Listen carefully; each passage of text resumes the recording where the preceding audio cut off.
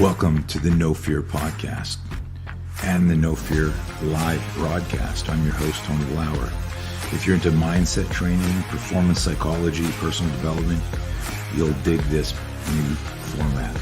No Fear Live is a unique broadcast, and it's different from the No Fear podcast. We decided to go live because we wanted to create the opportunity to interact with people like you all over the world, where anyone can log in and ask questions, and in some cases, you may even get invited into the show. The great thing about the live broadcast is that it's much more personal for the listener. That's you. Remember, self-defense isn't always about a confrontation with someone else. The first and most important fight is winning the one inside your head.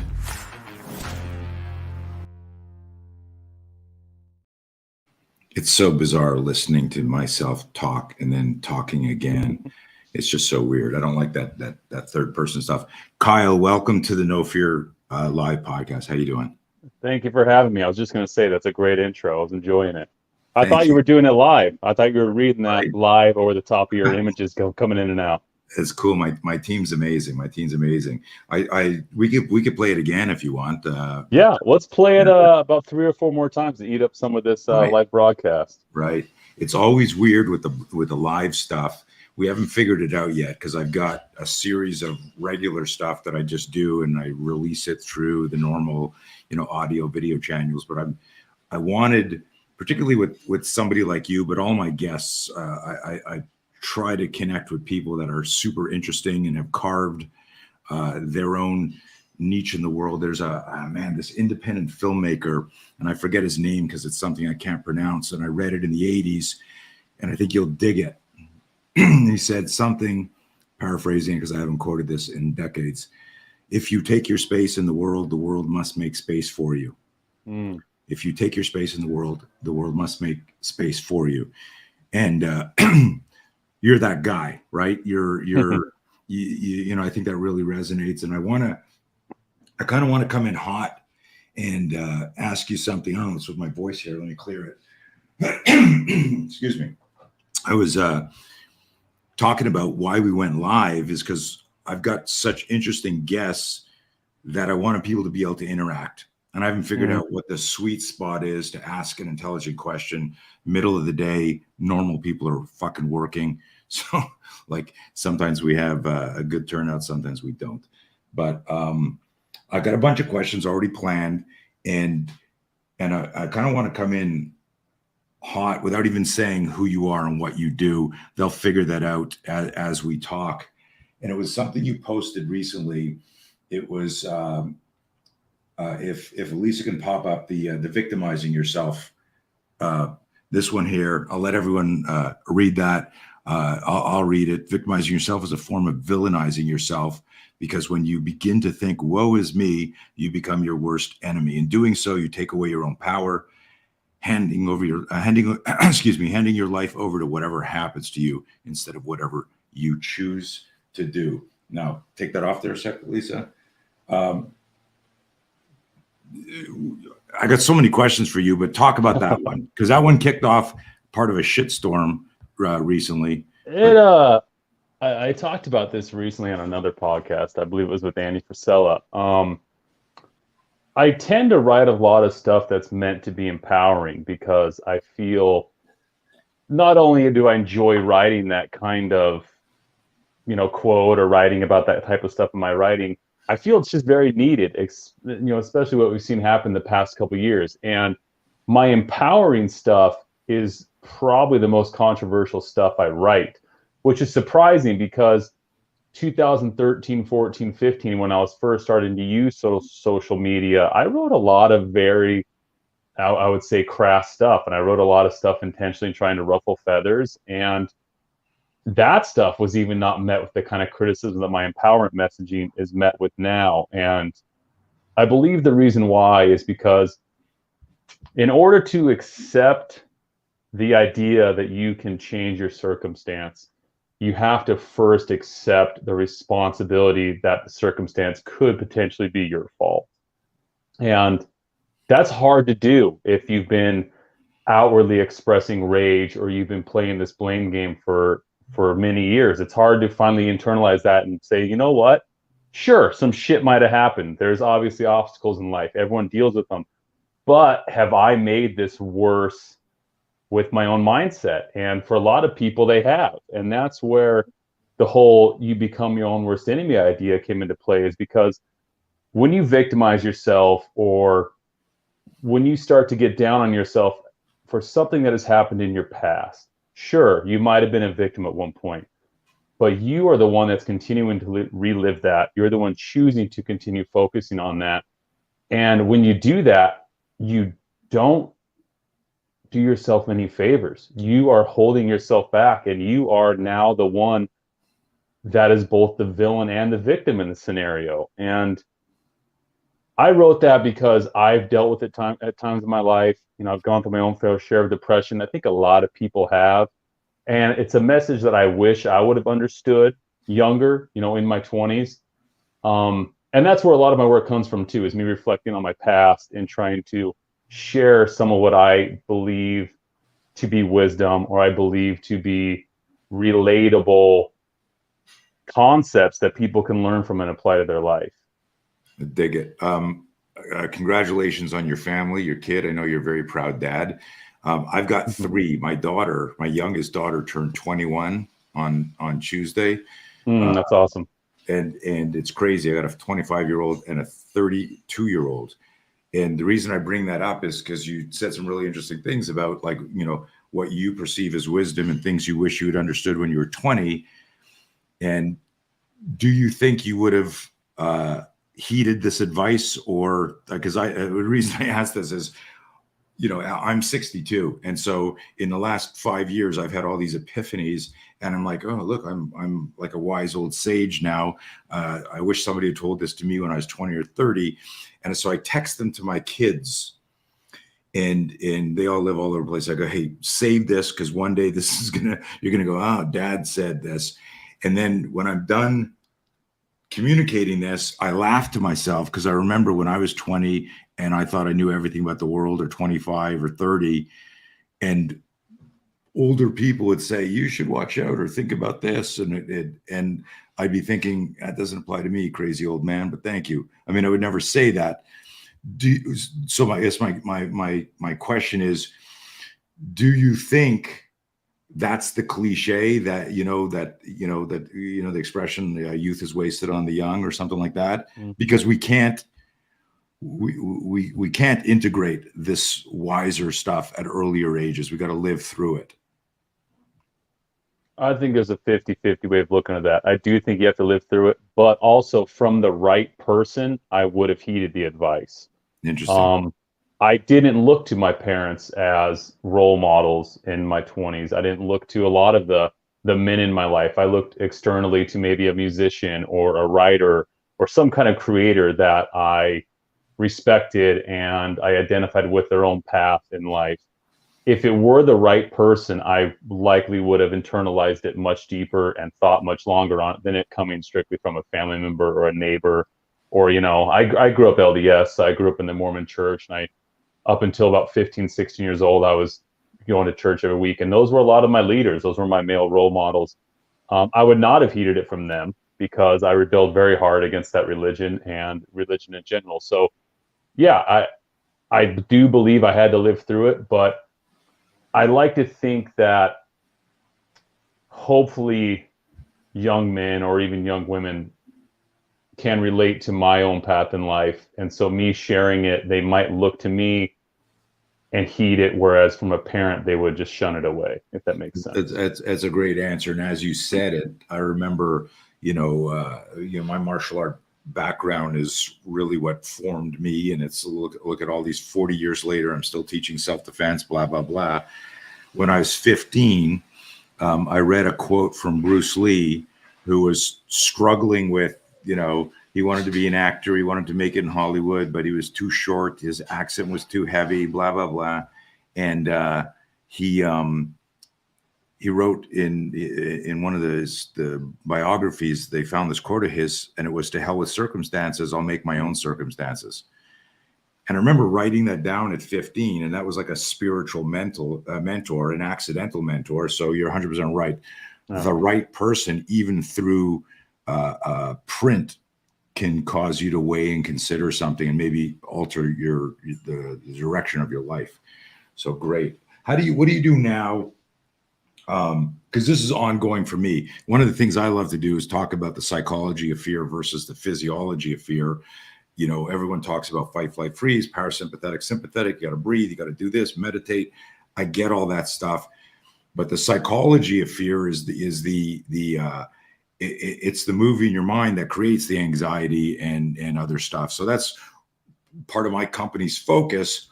And people are surprised sometimes when I go, I deal with fear every single fucking day. It's called fear management. It's not like fear go away, hence the spelling on the shirt, no fear versus no fear. So my question for you, related still to course correcting and catching yourself, what do you do right now? Obviously, you know, the victim mindset, or I can't believe this is happening to me. How do you catch it now? Is it just a self-awareness thing? And then what do you do as a personal strategy to, you know, course correct? First of all, I love what you said about dealing with fear daily, because fear is not something that can ever be eliminated in life. It is something that is either confronted and you learn how to manage it, like you're saying, or it's something you ignore until a trigger or some situation in life makes it boil over into an extreme state, you know, that can lead to this depression and this apathy and this anxiety towards life, when fear just kind of holds you back. For me personally, I make a conscious choice every day, which is, it sounds cliche, but that's what it requires.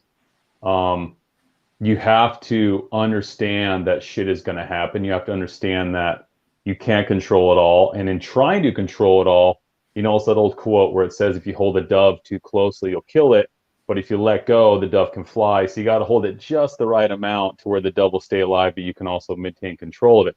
I look at a lot of life that way, and I used to not look at it that way. Up until, you know, 2019, I was very much trying to control my life. I tried to be very aware of my reputation, the way I was perceived by people, and that hyper control actually gave me a lot of fear and anxiety, because it allowed my imagination to run amok. And there's a great quote, I can't remember who said it, it's not one of mine, but it says, your imagination can create problems just as easily as it can solve problems. And that's a quote that I heard in probably my teenage or early 20s, similar to the Bruce Lee quote for you. That quote has always stuck with me. I think of that quote multiple times a week. Whenever I'm starting to go down a path, I stop myself and I think, wait a minute, what am I doing? How can I change this and start thinking of a solution instead of allowing my imagination to run away and escape reality?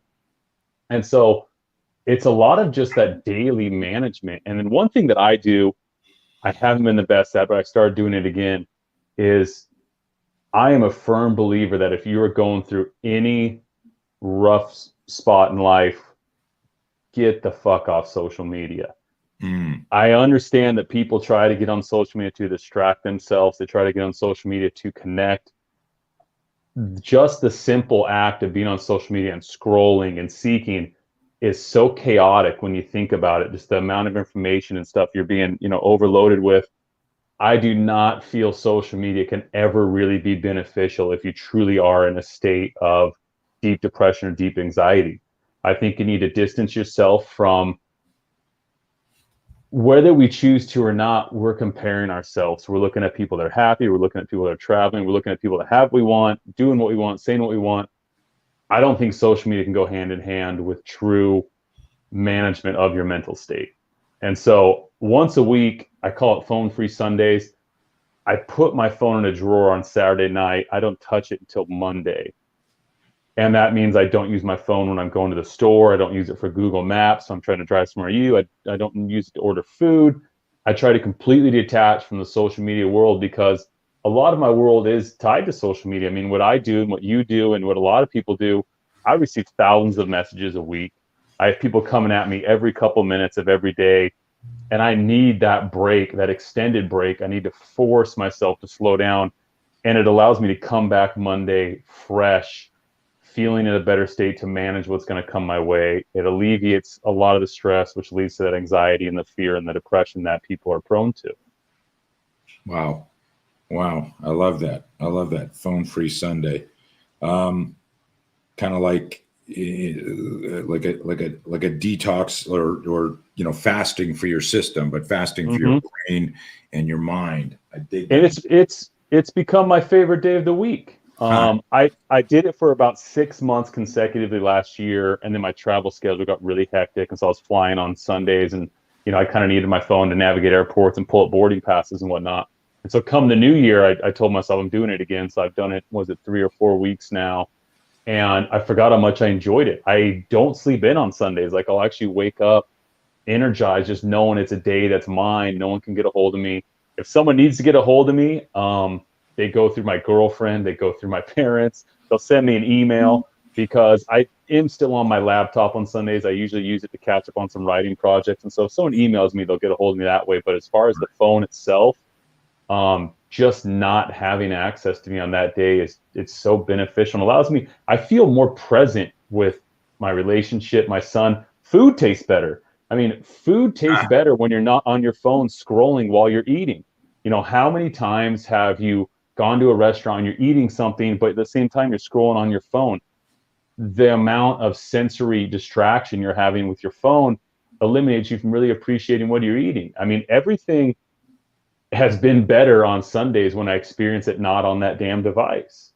Dude, so powerful. And we've got a listener in who's traveling in Spain now, who just put a comment on there. Elisa, just pop it up for a sec. Aaron's comment there. Aaron, I hope your wife gets through this, and best wishes on that.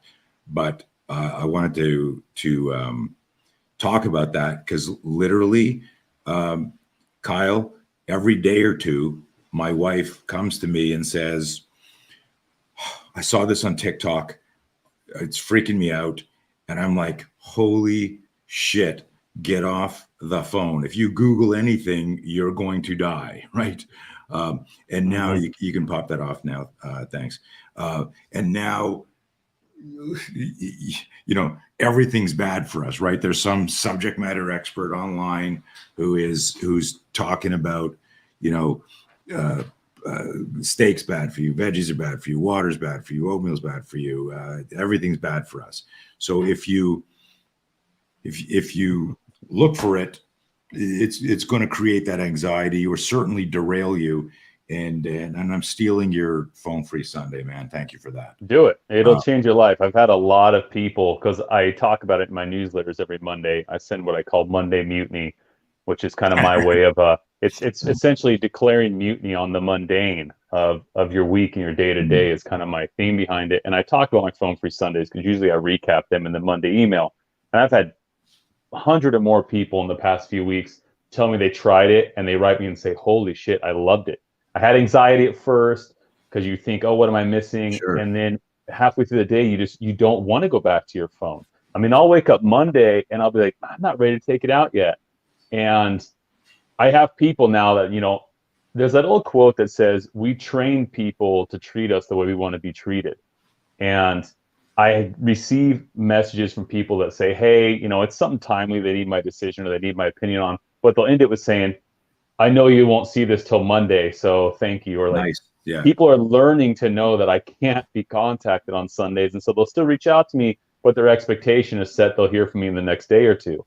And that that's helped me alleviate the anxiety of it. I mean, I posted on my Instagram, on my stories for the first month or two I did it, telling people, hey, listen, if you're a follower, if you're a friend, if you're a family member, I know a lot of you follow me here on Instagram, you cannot get a hold of me on Sundays anymore. Don't try. It's not going to happen. And it's just made everything easier. And I like what that person said in the comment about the whole internet being a black hole, and what you're saying, because even more so now, because it's become so easy to share an opinion, it's become so easy to create a website that looks like a legitimate news source. Right. It's so easy to write an article from any level of bias. You can put any bullshit credentials you want on there. No one's going to fact check you. No one's going to take the time to see that you're really a doctor or not, whether you're really an expert or not. And you truly can find anything, an argument for anything. And this is my big, I'm going to go on a rant here, but Go for it. this is my big issue with a lot of this new life coaching world we're seeing. Because you have these individuals that might have a following, and they're all parodying the same fucking shit. They're all saying the same thing that each other's saying. None of the thoughts are original. They're trying to claim like they've created this new program, this new thing that'll fix your life for $5,000 a month with a 6-month commitment. And it's just hard for the everyday individual to separate the good from the bullshit. And I feel like me as a writer, having been connected to the people I'm connected with, I can identify when some of these people are completely full of shit, but a lot of people can't. And I've read a lot of the books that this advice is coming from. So when I see them parodying some of this advice, I'm just like, I cannot believe you have the gall to charge someone $5,000 a month to hear your life coach advice. Why don't you just recommend the book that advice came from? Like it's such a selfish, it's a lack of integrity.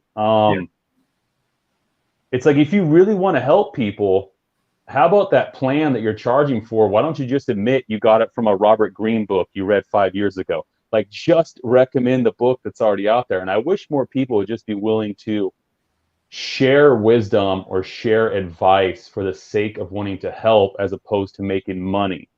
And it's one of the things I've really tried to do. I mean, my career has had a very slow trajectory. I've had opportunities numerous times to promote ads, or essentially what people would consider selling out. Because I put most of my stuff out for free. Most of my work is free. My newsletter is free. My books are cheap. I haven't raised the price of my books since 2015. And I could pull the same inflationary bullshit and raise the price of them. Thank you for having those, by the way. Yeah. I've kept the price the same for years because I want it to be accessible, and I want my Instagram to be accessible. It gives me purpose to feel like I'm able to help people in that way, and making a lot of money would not change how much I care. And so that's why I've tried to do things the way I do. And I don't remember how I got off on this tangent, but man, I'm just annoyed at this life coach realm right now. Yeah. But I know there's good ones. I mean, there's some of those people are really good and they genuinely want to help, but it's one of those unfortunate things. Just like the internet. The internet's a good source of information. There's a lot of good information, but there's a lot of bullshit. I think, and I can I can relate because it resonates huge with me.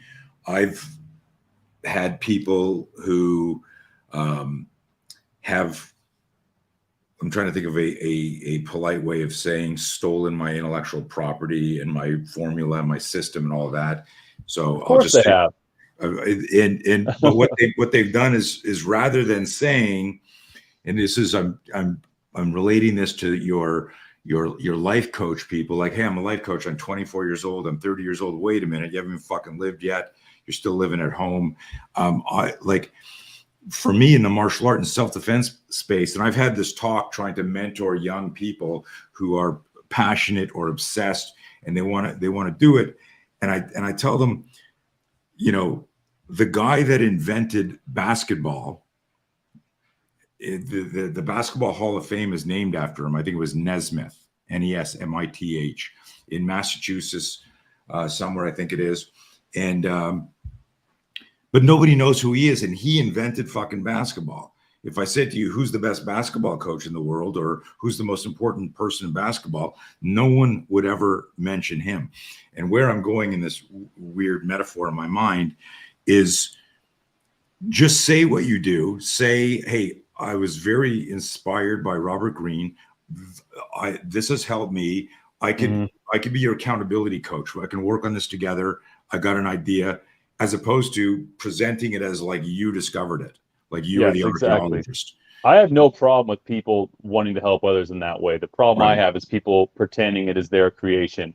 And I think I was actually talking with a buddy about this earlier today. I cannot tell you how many people are acting like they created ice baths. Like, everywhere you look, there's an ice bath, and everyone's acting like they're the first person to discover the benefits of cold therapy. And it's just so comical to me how people just try to pirate everything as their own these days online.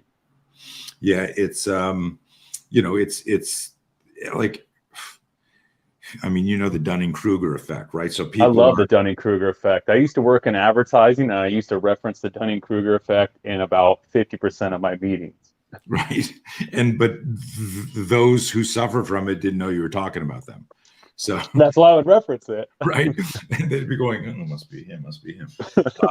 Yeah, no, it's insane, and that what's scary is, like, in the industry that I'm in, having that there. These are like, you're giving people advice for critical incidents and life and death stuff. And just, anyways, don't get me started. Let's move back to you, because we'll just talk about assholes on the internet. And there's a ton out there. I want to go to something else, because I posted something about that Monterey shooting, where 11 people were murdered with and there was a guy who had never seen a gun, doesn't know how to fight, wrestles the machine gun away from the guy. I saw that video. Right. That was a great video. And so I posted something about it, and I was on the fly. I was coming back from a meeting in between some stuff, and I just did a Google search for his name, or an Instagram search for his name, and I found like 5 memes that said stuff about him, that how he was afraid, but he chose courage, which is like our whole thing, that he went primal and moved, that something came over him. Because my messaging is like this, that you don't need to be a black belt to defend yourself. It's a choiceless choice. You got to move. And it ties into, in the most meaningful way, this, are you going to be victim or victor? And that the primary ingredient in courage is fear. And if you've never thought about that, you can't be brave if you're not afraid. And all this shit that we talk about in our program, also mostly for free online, trying to empower. So I put this up there. The last slide, borrowed from somebody else, I put up there, the guy saying, hey, we need more guys like this guy, Brandon Tzay, if I don't know if I'm pronouncing his last name correct. And then it says in little letters, which I didn't even notice, I didn't read it, my fault. It said, in a world of Kyle Rittenhouses, be a Brandon. And so I posted that, and I have a lot of Second Amendment followers, and all these guys. People lost their fucking minds. I wrote this really meaningful post about courage, and I challenged people. I said, don't say that's why I carry, and don't say that's why jiu-jitsu would work, and don't say this is why I train, because you don't know what you're going to do until it happens.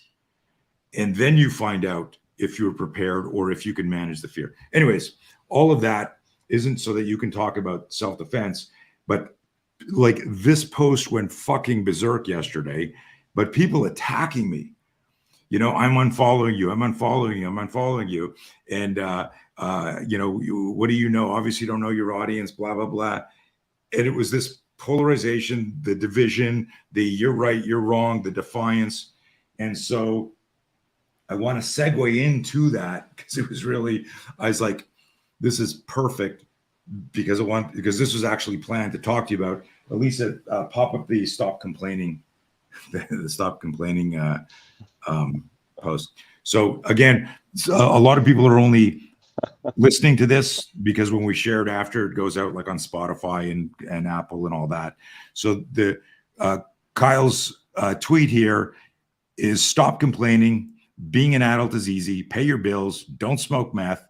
Keep a few close friends. Wear deodorant and tip your bartender. Now, what's fascinating about that is you originally wrote that like 8 years ago, right? Yeah, I wrote that 2015, I believe. Right. Yeah, no, it's right there on the slide there. So 2-part question. One is, and I know you have at times referred to yourself, you're a provocative instigator back in the day. And I did that thing that I tagged you in, where I don't when some bad shit's happening, you don't have time to dial 911. You're the first responder in your fight. So why should I kiss your ass, blow smoke up your ass? I want to provoke and create a reaction. I believe, as an accidental mentor, that you don't have time to realize things. I want to inspire a realization as quickly as possible.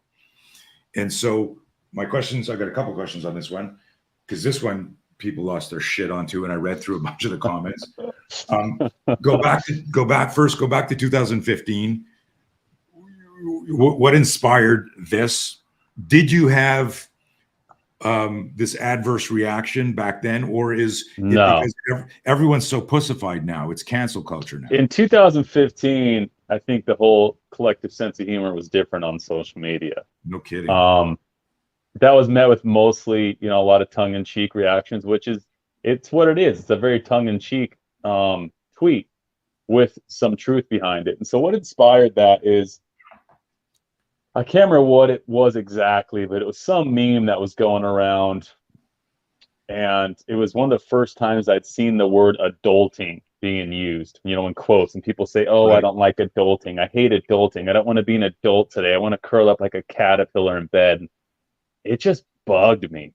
And I'd been seeing that stuff for a couple months on social media, and the whole, don't grow up, growing up's a trap. And I just thought it was kind of pathetic, because I would have been, I don't know, maybe 27, 28 at the time. And I was working in advertising, and I was very stoked to have the job I had. I was excited to be getting paid as a writer. I felt like I was making some real difference, and I was pursuing my purpose. I was learning to get better at my craft.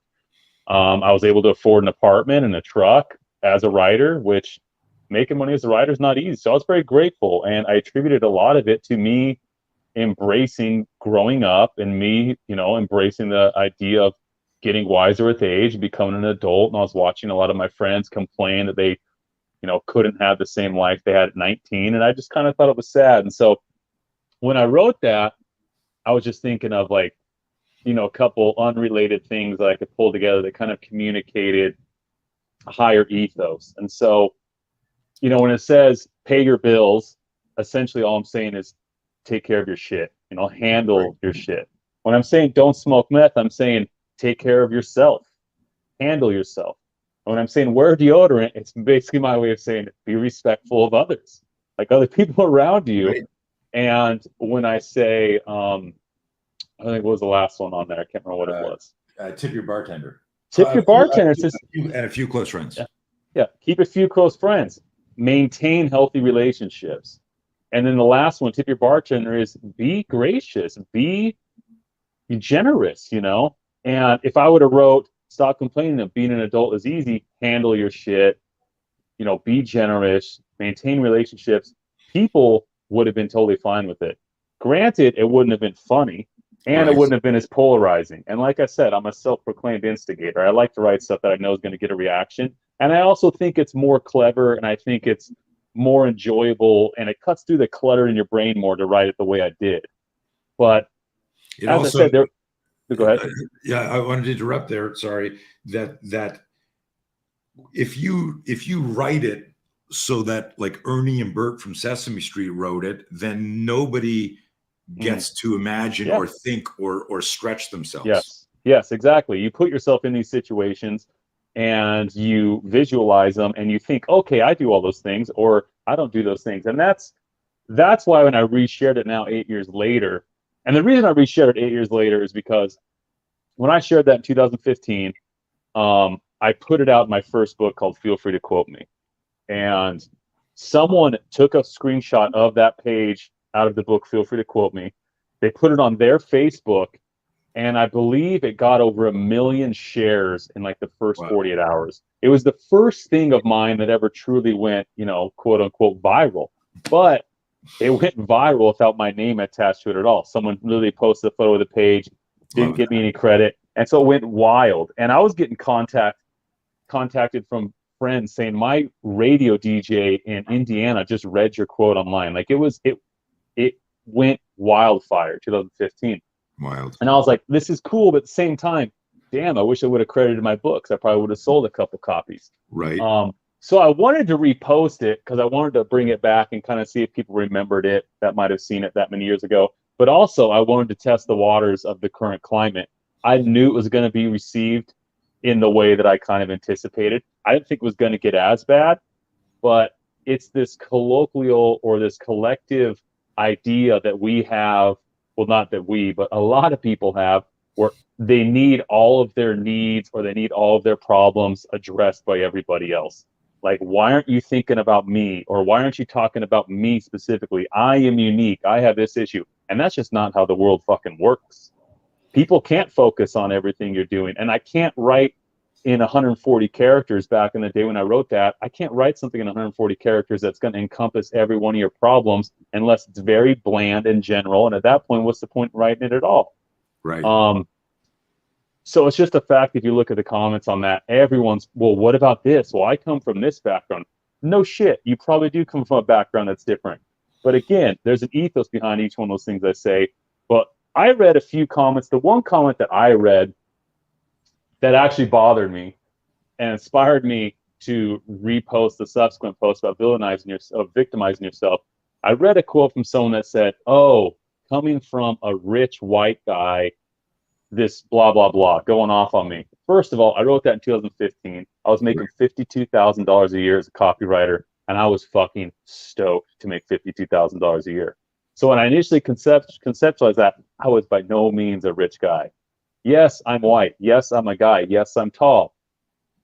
I still deal with the same emotions. I deal with the same heartbreak, just as we all do. And that's why the past few years, I have tried so hard to not feed the divide. I have tried so hard to not feed, pitting people against each other. And a lot of times it has upset people. People come to me and say, why haven't you chosen a side? Why aren't you this or that? And I tell people, I have chosen a side. I chose the side of the people. As soon as I saw what was happening in 2020, I chose to be a voice that was going to unite people and remind people that, guess what? We all have differences, but we all have shit in common. And that's essentially what I did with my book, Fucking History, too. I wanted to address the fact that, guess what? Kings and queens 1,000 years ago that were running kingdoms still dealt with jealousy. They still dealt with envy. They still had problems with this and that, just as you do today. Now you just have technology that might complicate things. And so when I hear people say stuff like that, it upsets me because I know they're trying to divide. And it just bothers me to see it happen. I don't ever delete comments. I don't ever block anyone. I like having my social space kind of be somewhere for people to really just kind of reveal their character or, kind of have, I let them do their thing. I don't ever block anyone. I've never deleted a comment. And that's because I want to have a space that brings everyone together. Now, sometimes it brings people together in a negative way. Sometimes it brings people together in a positive way. But guess what? I received just as many DMs, people that were afraid to comment because they know if they comment, they're going to open themselves up to ridicule. I received hundreds of DMs after that post saying, that post made me laugh. Thank you. I needed that today. I know what you were trying to communicate. I love it. Thank you for that. Your work over the past couple of years has been so meaningful. It's helped me laugh whenever I'm down. And that's ultimately what I'm trying to do. That's ultimately what the purpose of what I'm doing is. It's just to kind of shake your brain out of whatever rut it's in or help you laugh during a hard time. But in doing so, obviously, I put myself out for public criticism. But if you're a writer that can't handle criticism, you're never going to be much of a writer, because any artist in general, I mean, you look at how people interpret a painting differently. Some people think a painting's beautiful. Some people think it's ugly. Some think it's controversial. Some think it's, nice enough to be hung in their dining room. Art is meant to evoke emotion. And I was telling someone this a while back when they were asking for advice on writing. I said the biggest compliment you can get on your writing is to evoke emotion. If you write that evokes, even if it's a negative response, you did something, as opposed to writing something that's just ignored. It's better to be hot or cold. It's that famous line from Gangs of New York when Bill the Butcher says, you're neither hot nor cold, so I spit you back out. Saying you don't want to be lukewarm. And I think that's the same way as a creator. I don't want to be lukewarm. I want to be hot and cold, and I want to be authentic. And I want to write about the things that I find funny. I want to write about the things that I find relatable, that I find worth sharing. I think the majority of my audience, if they've been with me for the past couple of years, they know the kind of person I am. And so anyone that tries to paint me in a different light, most of those people in the comments I click, they're not even following me. They're people that were sent there by a friend. They're people that were sent there by some other page that might have reposted it and said, look at this asshole, let's go after him. And so they're not even people that are going to buy my books. They're not going to attend one of my lectures. So why should I concern myself with their opinion? Yeah. Kudos for acknowledging that one of them, pushed a button. That's good self-awareness. Because a lot of people, like when I engage people and the haters, and if I could monetize my haters, I'd buy my own island somewhere and get the fuck away from all this craziness. But I engage because I feel this pull, this need to try and help make the world a better place. It's grandiose, but not really. And I had like one of the comments today where someone said, just admit that you fucked up. You shouldn't have posted that, and just delete that last thing. And I said, well, and then it ended with just delete it, and then you can make everyone happy. And I said, my job is not to make you happy or everyone happy. And the fact that it's so controversial to people, that's the lesson. That's why it needs to stay up there. The discussion has to be there. And that's exactly why I was saying I leave my comments there. Right. Like when it becomes controversial, I just go, okay, someone's going to learn something today. Have at it. Yeah. The only time I get involved in a negative comment is when I see someone attacking someone else. Like if I have someone that writes something meaningful and then someone else jumps in and tries to twist it, I will get involved, but only in the sense that I know I'm witty enough that I can write something really cutting. And so I'll get in there and I'll usually come back with a fairly cutting response in the event that 9 times out of 10, I can usually get that person to delete their original comment. Right. Because they're like, damn, I don't know how to come back from that. Right. And so I'll get in to defend people that I know are just trying to have a good conversation, or people that I recognize as a long-term reader of mine. Like I don't want to see someone whose username I've been watching for years support me get ripped apart on my page. That stuff fucking bugs me. Yeah. I've seen that and had that happen with some other shit that it's amazing how easy it is to be a fucking internet bully for people. And well, it's easy in real life. It's always easy to be a bully. That's why people default to it. It's easier than being compassionate sometimes, because being compassionate requires a level of empathy and understanding that a lot of people aren't willing to discover, because in order to develop empathy, you have to look inward.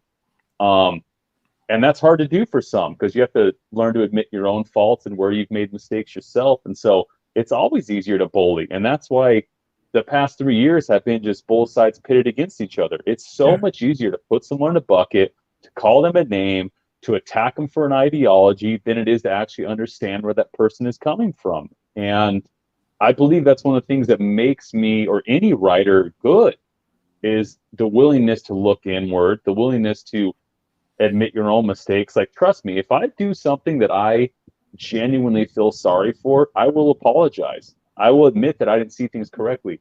But if I do something that I actually believe in, or I said what I wanted to say and people come after me for it, I'm not going to apologize for that. Because as soon as I do that, I'm betraying myself.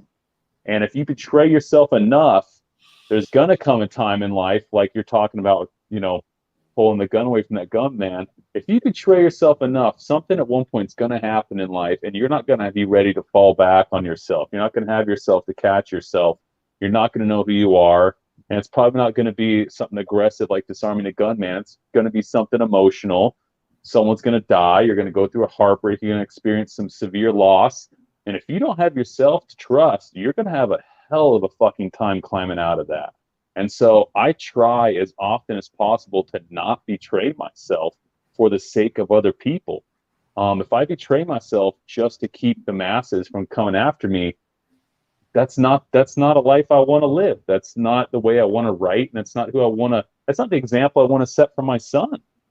Yeah, that's amazing. There's a line, another polarizing figure, Sean Penn, but something I read when he had his first kid, and this is going back, I don't know how, I didn't know I was going to talk about this, so I didn't have any facts there, but I think it's got to be, my son's 32, so it's got to be 25, 26 years ago, and blew my mind.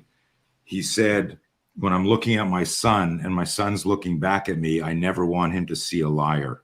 I love that. Yeah. I absolutely love that. Yeah. Yeah, that if that doesn't summarize how you should be as a parent, I mean, that's one of those one-liner things that people could pick apart, similar to that stop complaining tweet, where you could say, what about this? What about that? Yeah. Not being seen as a liar encompasses a lot of things. It's huge. It's a lot of actions in your life can be, covered by that. I love that. That's fantastic. Yeah, it's I got goosebumps thinking about it again, because it's not about, I mean, and it's weird when someone goes, well, what about a white lie, and what about this one? Like, hey, you're telling me too much information about your standards, like this and this. So this leads into a self-awareness piece, where in the last couple of years the world has changed so much. I even myself, and I know you're shadow banned, I'm shadow banned or censored or I don't think I am shadow banned. I still do pretty well. Do you? Okay. Yeah, I'm not shadow banned. I just don't use social media as much. I've lost an interest in it. I'm very disillusioned with social media these days. Most of my writing goes into future books and my newsletter. Okay. Okay. So let me tie it to something you said before. I have this, not to the degree that you have, but people DMing because they didn't want to post, and I'm going, what's the big deal posting? If that's what you believe, say it. And so I guess my question here is, through osmosis, like so much of the world, good people are afraid to share their truth, with how they feel. How do we recover from this? How does the pendulum swing the other way, where it's like, instead of a DM to you, Kyle, going, hey man, I didn't want people to see this because they didn't want them to know, but great job, but just say it. It's multiple prongs. One, I think it's people like you and me and others setting an example and showing them it's okay to do that. And I do appreciate the celebrities over the past few years that are willing to do that. I appreciate the ones that actually are willing to express their opinion, in fear of jeopardizing a career. But also, it's practice. When I was a teenager and I stopped going to church and I decided the Mormon faith wasn't for me, my whole world up to that point kind of blew up. I mean, even at 15 or 16, my entire worldview was shaped with this idea of heaven and hell and the Holy Spirit, God, and everything I've been raised with. And so when I decided that was no longer for me, I had to rediscover the way I was going to view the world.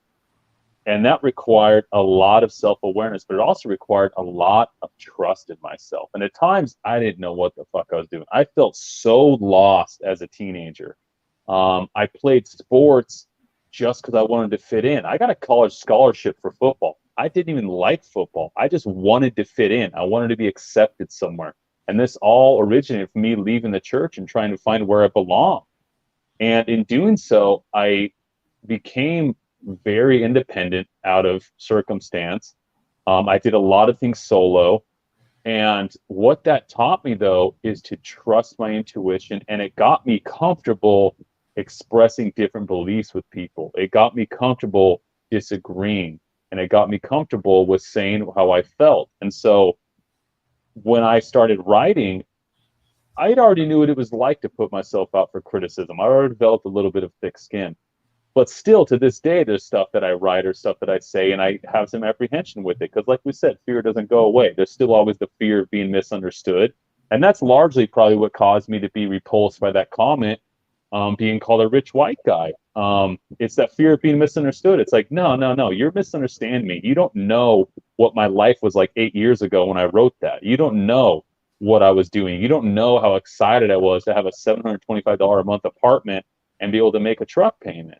But what I'm getting at here is it takes repeated effort and it takes small steps of expressing yourself. If you're not comfortable expressing yourself online to thousands of people, next time you're in a conversation with friends and you don't disagree with something, don't agree with it. If you disagree with it, actually express the fact that you disagree with it. Practice in your circle of trust what it's like to have conversations that require different opinion.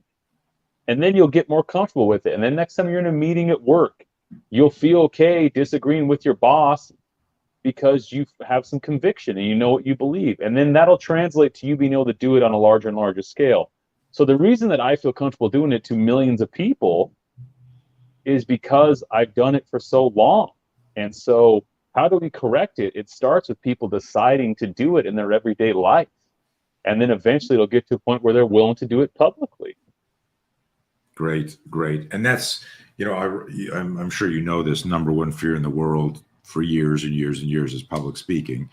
And public speaking, is when you're posting online, that's that form of, digital. Well, that's why people do it through troll accounts that don't have their real photo and they don't have a real name, because that way you can say whatever you want and nothing's coming back to you.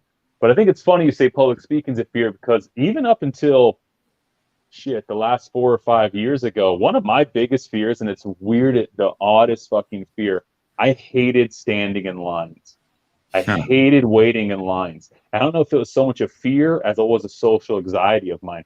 I could pitch in a meeting, because I traveled and I worked a lot in advertising. I could go pitch an investor at a bank in New York. I could do all this stuff because I was so comfortable with that. But when it came to waiting in line, like at a grocery store, it was the act of me just standing there and having to just kind of like, twiddle my thumbs with everyone that scared the shit out of me. I don't know why, but I hated doing it. It got to the point that if I went out to like a bar and there was a line to get in, I wouldn't wait in that line to get in.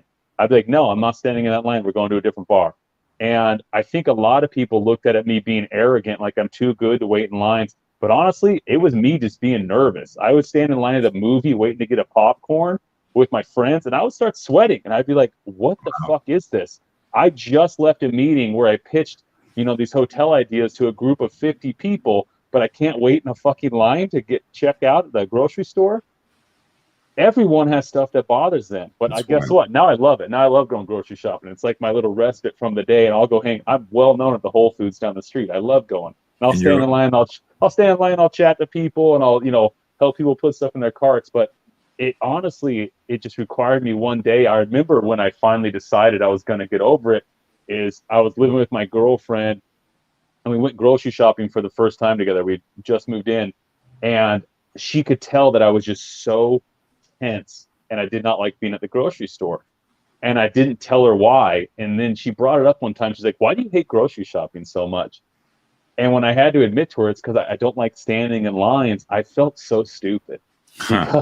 Because at this point, she knew me. She met me through my work. She knew me as like this fairly successful writer, and that I had this career where I'd go speak in front of crowds. And it just kind of blew her mind. And I was like, you know what? That is really fucking stupid. I got to handle this. It was just that snapped out. Yeah. And then I decided, you know what? I have to handle it. So then I just learned to just decompress. And I think a lot of it came from, I would get recognized every so often, and I didn't like feeling like I suddenly had to turn on. And it was when I kind of alleviated myself of the feeling of having to be perceived a certain way in public, because a lot of people online might look at me a different way, and they meet me in public and they realize I'm just like a goofy dude, and I'm not really as harsh or as critical as I come across. I had to just kind of alleviate the idea that like someone was going to recognize me and be disappointed with what they experienced. And I think that's where a lot of it came from, because it would happen fairly often when I was standing in lines, particularly when I was living in LA. But yeah, it's weird. It's a very weird thing. But I actually talked about it, and I've had other people say, I had another buddy of mine who's actually a musician. So my buddy's a guitar player in this big metal band, and he travels across Europe, and he plays these festivals of 10, 15,000 people. He's a phenomenal guitarist.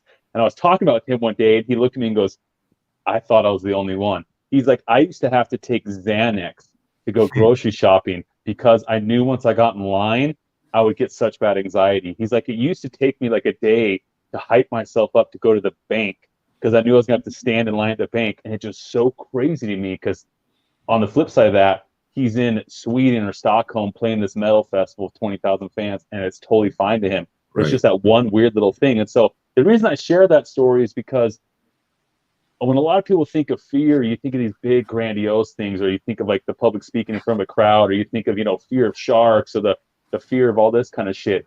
it's these little things in our life that really affect us the most. Like it's the dumb little fears that we're not even acknowledging or willing to look inward and admit that we have that can seriously fuck up the way we live.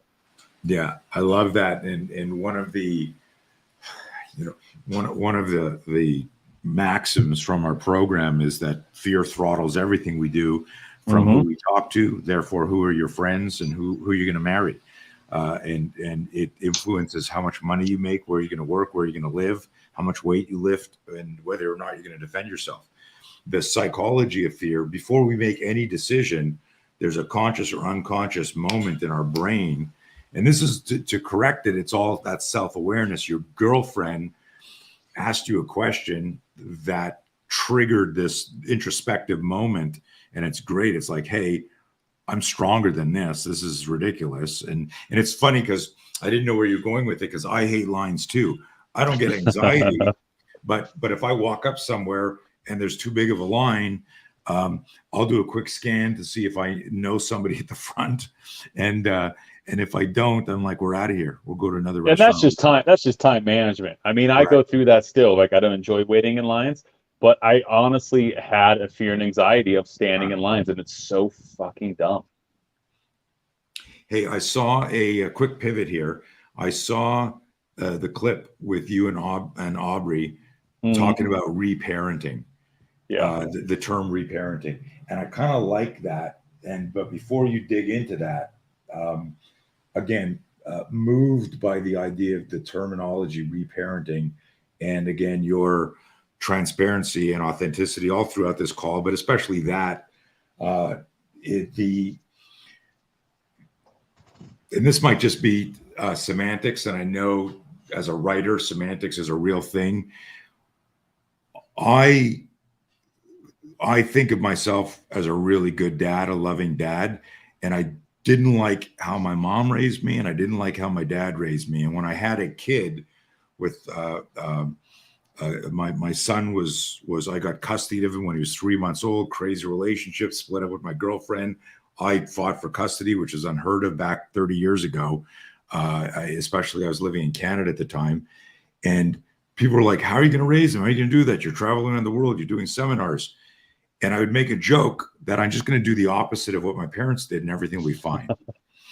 And but I realize now, and all my kids are here because my daughter's birthday this week, that I fucked up a lot of things still, even with good intentions. There's no user manual, and I have my own internal guilt or remorse. I worked too hard. I didn't do that. Dad, can you read me a story in a minute? I got to finish writing this, whatever it is.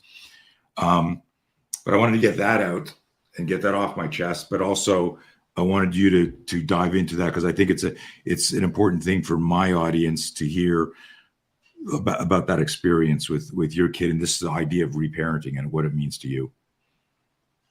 Yeah, well, first of all, the term reparenting is not mine. Okay. I believe I read that in a psychology book. But the idea of the reparenting process, and what I was talking about with Aubrey in that interview you're referencing, is it goes back to my religious upbringing. When I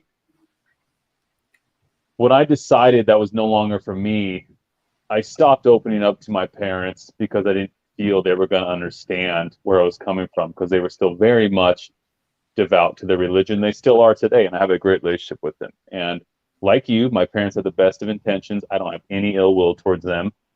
But that religious upbringing fucked me up. It taught me to suppress a lot of emotion, and it taught me a lot of shame. And this whole idea that I could even be punished for having bad thoughts, or I could even be punished for things that no one saw, or things I didn't even act out on. It really kind of messed with the way I thought and I approached life. And I've had a conversation with my younger brother recently who dealt with a good 10, 12 years of substance abuse for very similar reasons. We kind of handled it different ways. I buried myself into work, and he buried himself into substance abuse. But we had similar aspects in the sense that it was us suppressing. And so I had to, when I became a dad and I realized I don't want my son to ever feel the way I felt, when I talked about earlier, when I joined the football team just because I wanted to be accepted so bad, because I didn't feel like I had anywhere I belonged. I don't want my son to ever feel like he doesn't have somewhere he belongs. And so in order to do so, or ensure that I can do that to the best of my ability, I had to go back and basically find myself, the teenage boy. You know, what did I bury, or what did I internalize at that point that I haven't worked through yet? You know, do I need to go back there and talk to that version of myself and say, listen, it was okay, you were lost? And that's when when I use the term reparenting, that's what I mean. Is it's Mm. I recently watched the movie Good Will Hunting again. Fantastic movie. And there's that scene where Robin Williams and Matt Damon, towards the end, when Robin is repeatedly saying to him, it's not your fault, it's not your fault. And Matt Damon's like, yeah, I know. And he's coming back with all these intellectual, smart remarks because he's a smart guy and he's deflecting. And finally, Robin Williams gets right in his face and says, son, it's not your fault. And he just breaks down. And, Matt Damon just has a good cry with him because he finally allowed himself to go back and find that boy in his brain that felt the abuse was his fault or felt that he deserved what he got from his foster family. He had to go back and he had to tell that kid, he had to actually silence that mind, that voice in his head and say, you know what? It's not my fault.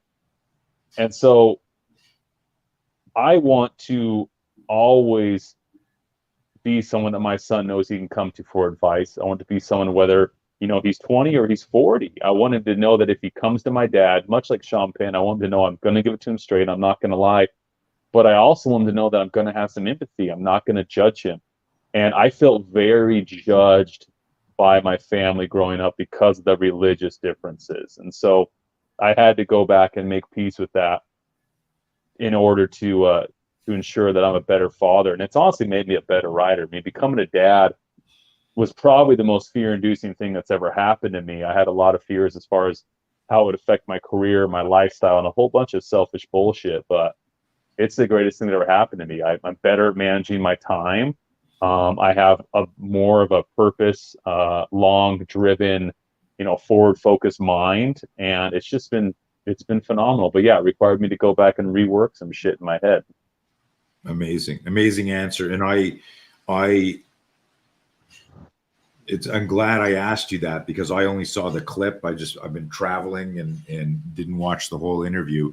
Just saw the clip that you posted and thought it was neat. And my head went somewhere else. So I'm so glad for that answer.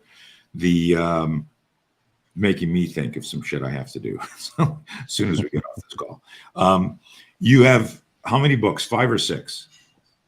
I have, I think I have 5 currently available. I've published 7, but 2 of them got kind of repurposed into a larger one. So I believe I have 5 currently available. Okay, cool. So what's your favorite book and why? Speech Therapy. The book that I wrote last year is my favorite because that was a book that I feel is more purposeful than my other work. Fucking History, I do believe, has a lot of purpose to it, but that was more written from an angle of entertainment. Okay. Whereas Speech Therapy was written from an angle of genuinely wanting to help people through some of the shit we deal with in life. And so that's my favorite because I feel it has the most weight. And in the Feel Free to Quote Me series, I kind of just think those are fun. But yeah, if I had to pick one, Speech Therapy for sure. But obviously, I mean, my favorite book is whatever one I'm currently working on. So the one I'm writing now is my favorite because it's the one I'm currently in. Right. That's the right answer. With my team, we've got a team of trainers all over the world, and we ask them, "Hey, what was your favorite course that you've taught so far?" And they know that the only answer is my next course. It's the one, you're always growing. If you're passionate about what you do, and if that isn't your answer, I think that's a sign that you're not in the right career. Mm-hmm. If someone asks what's your favorite thing in life and you reminisce on something 5 years ago, it means you're not in the right path. So yeah, if my favorite book was one that I wrote 3 or 4 years ago, that'd be a fucking problem. Right. Good insight. When you're writing and because you've created this formula that people are waiting for, like our anticipatory cells are, okay, what's Kyle going to post? And it started off with the Twitter stuff. Do you have a formula for yourself where you, like, I have some friends that are writers and they go, at this time I go in this room and I write, or you could be out having coffee with your kid, you see something, you make a note, you go, that's going to be, or all of the above. What's your protocol or All format? of the above. Okay. I have the notes app on my phone that every time I see an observation or I have a thought, like even if I'm driving, I'll pull over on the side of the road and I'll quickly write it in my notes app to revisit it later. But currently, and I embraced this when I became a father because, kind of out of necessity, I do have a writing schedule where I get up at 5 a.m. By the time my coffee's made, I'm in my office by 5:15, and I don't allow myself to have my first sip of coffee until the notepad on my computer is open and I'm starting to write. And then I'll usually write to about 7:30 or 8, which is when my son and my girlfriend, the rest of the house gets up, and the dogs and cats. And so I have like that 2.5, 3 hours in the morning. That's all mine for writing. And the rest of the day will usually be filled with stuff like this or emails, or I still do advertising contracts here or there. So I'll have some other projects with clients I might be working on. But I used to not do that at all. I used to be very much seat of my pants. I would write until 3 a.m. some mornings. I would write in the middle of the day. I would just write when I felt it. And I think there's a benefit to doing that, but I don't think anyone who's a master of their craft can wait for the muse to hit them. You have to actually just get in the shop and go to work per se. And so once I've started embracing that, and even if it's just crap, some days I'll write stuff and I'll reread it the next day and be like, man, that was garbage. But it's just the fact that I'm doing it. And Stephen Pressfield, who's someone I look up to, he wrote that War of Art book, which I think anyone should read, whether you're a writer or not. It's just a great, book for, doing something with your life. He's the same way. He talks about the fact you just got to go in there and go to work. And that's Yeah. what I'm trying to do now. And that's why I set a very kind of, strict timeline. I protect my mornings too. I like the way I like my morning to go. I don't schedule anything before noon. If it's before noon, it's got to be something very enticing or someone I really respect. So I usually, by 8, I'm done writing. My son's up. I'll hang out with him for the first hour, get him some breakfast. And then I go on a walk with him and the dog. I'm back by, 9:30. And then I make him like a real breakfast while my girlfriend takes a bath and has some time to herself. And then by noon, she usually comes and takes over. And then I'll jump on whatever I have to do for the next, bit of the afternoon. But I like my mornings. I like to write. I like to spend time with my son, walk my dog, and take it easy until work starts to hit. That's amazing. I love that. It's crazy because there's so many, again, the gurus out there telling you how you should schedule your day, and you gotta find what works for you. Absolutely. I have the most energy in the morning, and what do you think of writer's block? Is it Um, is it a real force? yes, but I've never had a writer's block that I've not been able to push through if I decide to push through it. Um, my best thing for writer's block has always been cardio. If I go on a walk, or if I go jump on an elliptical, or if I do something that's like mindless motion, kind of get your brain in that theta state. It's similar to how people say they have their best ideas when they're driving or their best ideas when they're taking a shower. It's because your brain at that point is in a theta state where it's just doing what it knows to do. You don't really have to think about what to do when you drive.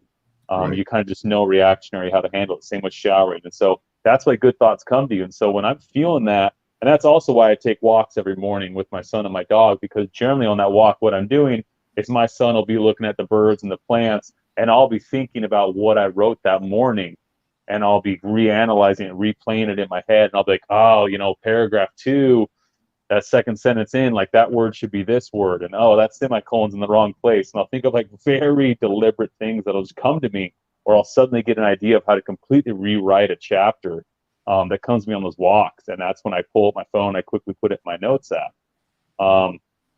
I think you have to allow writer's block to happen. I think, like most things in life, being defeated is a choice, and writer's block is a form of defeat. It's interesting. I'm a big Pressfield fan, and through a mutual friend, we got introduced. I've hung out with him. I've met Oh, him. that's awesome. I love that guy. I'd love to meet him. I have He's probably given away 20 copies of the War of Art. I mean, I buy it for people. I hand it off. Like I have copies in, when I in my office, and if a friend comes over, and I'll be like, oh, you know what book you'd like? And I give that book away like crazy. Yeah, he's great, very interesting man. And but the reason I asked that is years ago when I was putting together, and I still am always vetting the stuff that I share people, because some of the experiences people are going to have, I'm never going to have. So if I'm telling some guys, hey, like in the active shooter event, I'm talking about strategies to manage fear. I can look at people and go, I've never been in a gunfight. I hope I'm never in a gunfight. But like, I've been studying violence, fear, and aggression for 40 fucking years.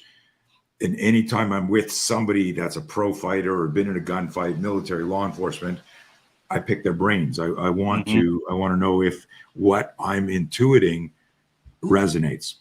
And I was interviewing, and this has to do with the writer's block, but also metaphorically any block. Maurice Smith, who was a K1 champion, kickboxer, UFC champ, and we're both guest instructors at this martial arts camp many years ago. And I said to him, hey, Maurice, I got to ask you, because I pick every real fighter's brain about how they manage their fear. And I want to know, are you afraid before your fight? And if you are, because a lot of people don't realize this, like Mike Tyson used to throw up and cry. George St. Pierre, if you know who that is, one of the best MMA fighters in the world. George, says, hey, the worst day of my life is every day I got to fight. I'm so scared of fighting. But when you see him jumping across the ring, doing a Superman punch into somebody's head, if I went, which guy's scared here? You go, well, the guy getting hit. No, the guy throwing the punches.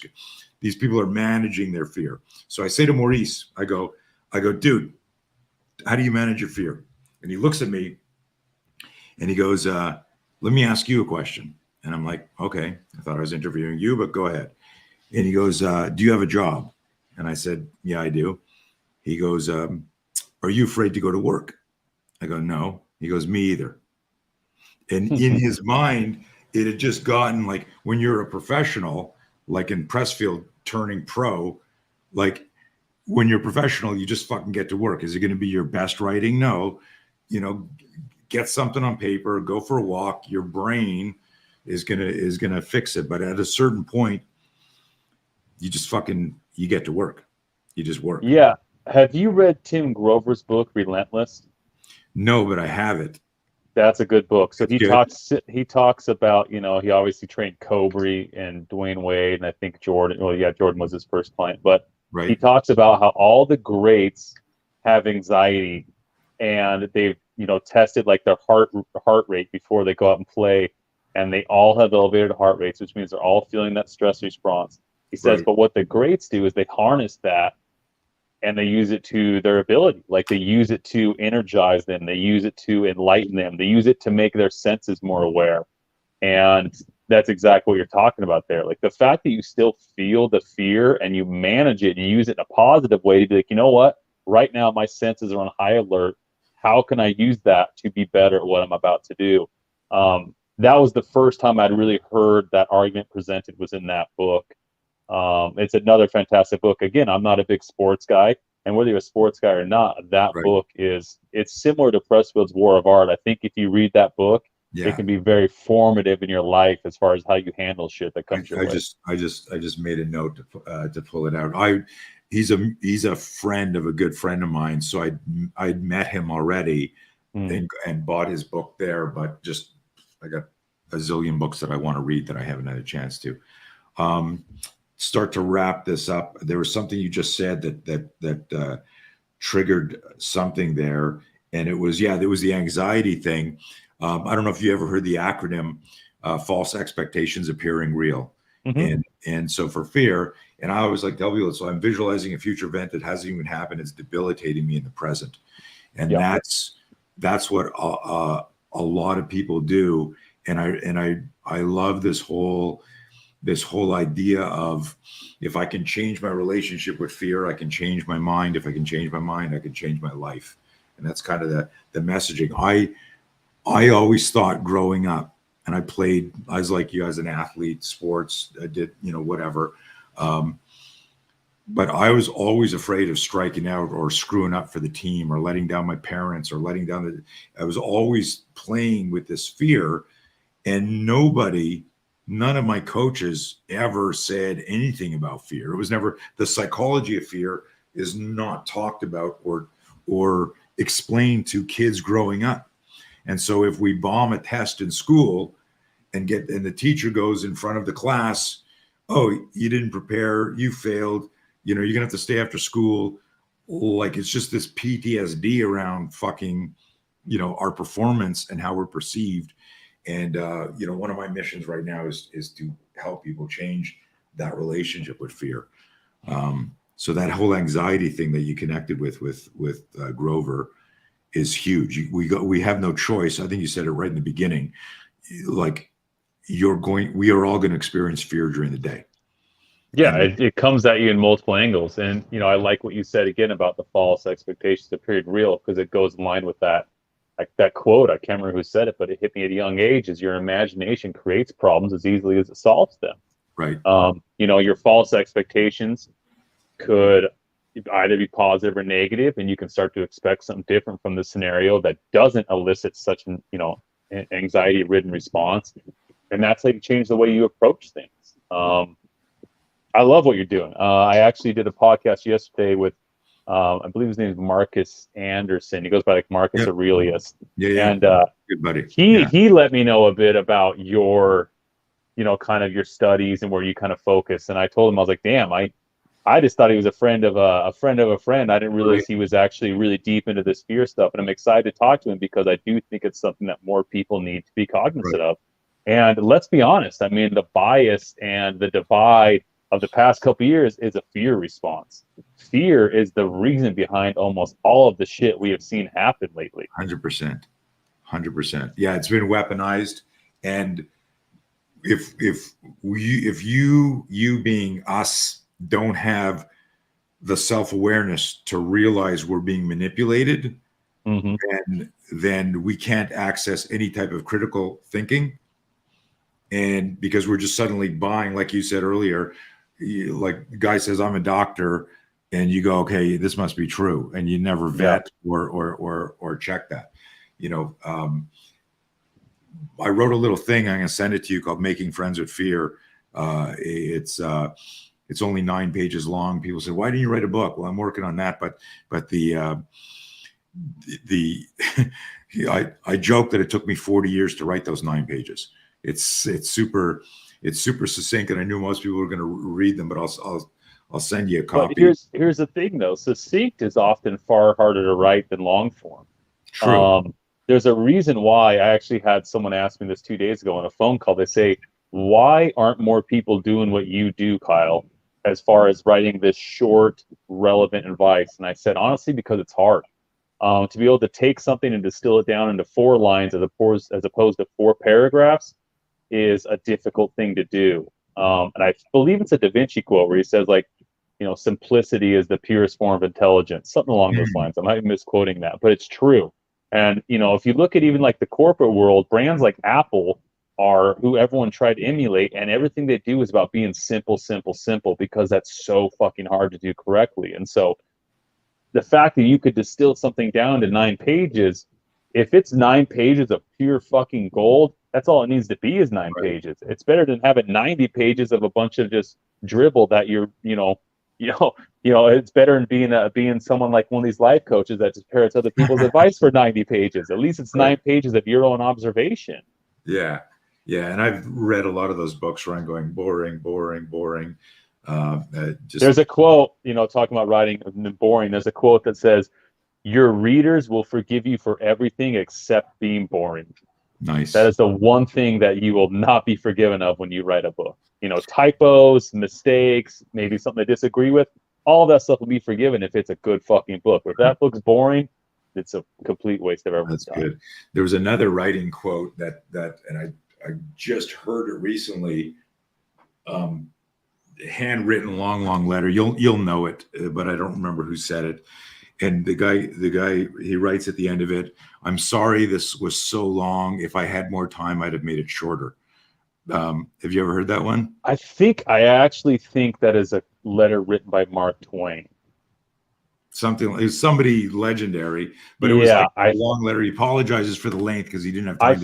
I think it's Mark Twain. I actually think I have a book that letter's in. I might be wrong, but I know the letter you're talking about. And for some reason, I'm a fan of Mark Twain, so maybe I'm just crediting him with everything I enjoy.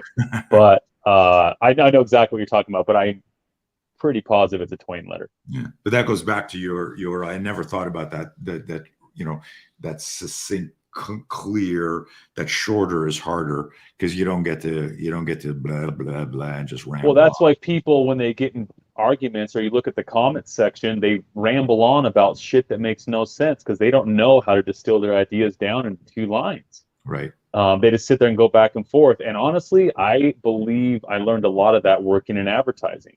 The fact that I left my advertising career a couple of years ago and I wanted to pursue more purposeful stuff, I still learned a lot because I was writing a lot of, headlines. I was writing email copy. I was writing short blocks that were restricted for TV or a billboard. I learned how to take something that was fairly conceptual and chop it into 8 words. I credit a lot of my writing style and a lot of my success on social media because of what I learned, putting in the work, for a decade as a copywriter. That's true. That's interesting. Okay, let's do this. I got one more question for you, and then we'll you can tell me what's the best way to find you, and we'll pop that up there. I love this conversation. I learned a lot about you. I got a page of notes here of things that I want to reflect on.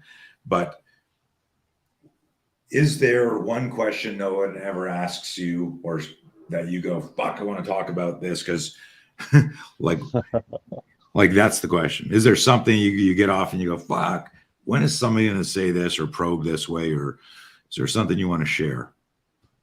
I think I kind of went off my tangent earlier when I wanted to rip apart people that were parodying other people's work. Off the top of my head, I can't really think of that because, like you, most of the people that I do these podcasts with, they've done their homework. They kind of know where I am with things and they probe into it a bit. And if I feel I need to say something, I find a way to kind of shoehorn it in there. Right. So I don't know what there is. And I always tell people, and I've been asked before a lot of these podcasts, is there something you don't want to talk about? And I tell them, you know what? If there's something I don't want to talk about, it means everything about my persona online is fake. Like, I'm an open book. I will talk about anything because I do feel there's purpose. And if there's just one person that resonates, like me telling the story about being afraid or stressed out by standing in lines, I will guarantee some people are going to hear that and be like, holy shit, I thought I was the only one. Right. 100%. No, I love the transparency leads to authenticity, and being open like that improves self-awareness. And of course, self-awareness is everything we need about self-actualizing. So I love that. What is the best place? And we'll put stuff in our notes when we release this.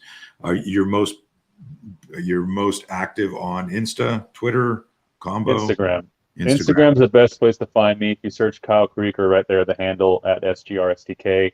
But most of my new work, it goes into my Monday newsletters. And so if you click my bio on any of those social platforms, you can sign up for Monday Mutiny. That's where I put most of my new work, my current reflections.